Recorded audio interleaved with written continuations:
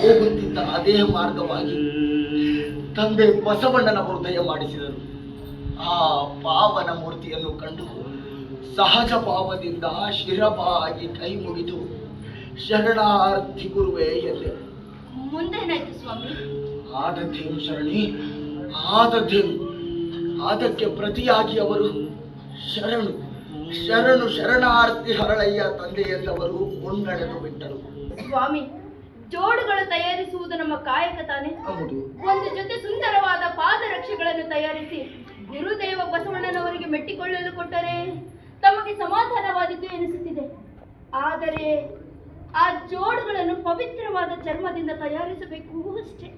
ಪವಿತ್ರ ಚರ್ಮ ಹಾಗಂದ್ರೆ ಏನು ಕಲ್ಯಾಣಿ? ನಮ್ಮಿಬ್ಬರ ತೊಡೆಯ ಚರ್ಮವನ್ನು ಸುಲಿದು ಪಾದರಕ್ಷೆಗಳನ್ನು ಮಾಡಿ ಗುರುದೇವ ಬಸವಣ್ಣನವರಿಗೆ ಮೆಟ್ಟಿಕೊಳ್ಳಲು ಕೊಟ್ಟರೆ ಈ ಪವಿತ್ರ ಕಾರ್ಯಕ್ಕೆ ನಿಮ್ಮ ತೊಡೆಯ ಚರ್ಮ ಬೇಕೆ?